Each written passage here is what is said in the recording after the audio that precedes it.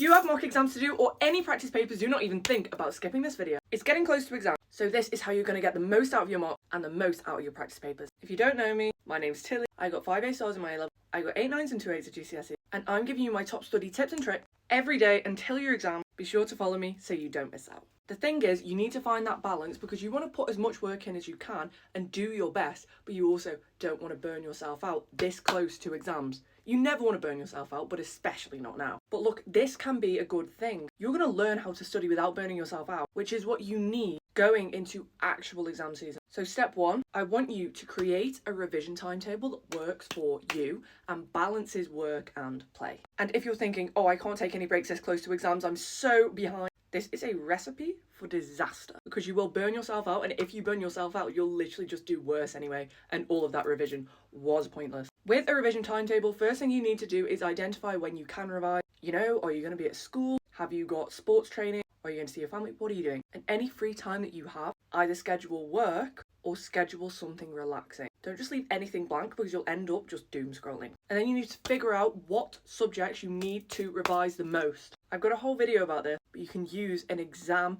spreadsheet, organising your subjects and papers in terms of difficulty and priority. Check my account for that. I've got a free template you can use as well to make your revision 10 times more effective. And then when you're actually revising, you need to learn how to just focus. You don't have time at this point to be passively, reading through notes. You need to be actively engaged with all of the content that you're covering. You need to use active recall. You hear it all the time, but look, if you're not actively engaging with the content at this point, you're just wasting your time. You need to revise for these mocks like they're the real exams, because if you revise properly and give it your all, you'll identify what subjects you're weaker at, what topics you're weaker at, and what you need to work on. Whether it's content or exam technique, where you lost the mark, pretend they're your real exam. Know the exam format, understand how you're picking up marks, be as prepared for these as you would be for your real exam, and it will give you a realistic insight into how you are going to do. But with the caveat that those weaker subjects and those weaker topics, you can work on more and actually increase your grades. So the biggest tip, plough through practice paper questions. Seriously, there's no better practice for the exam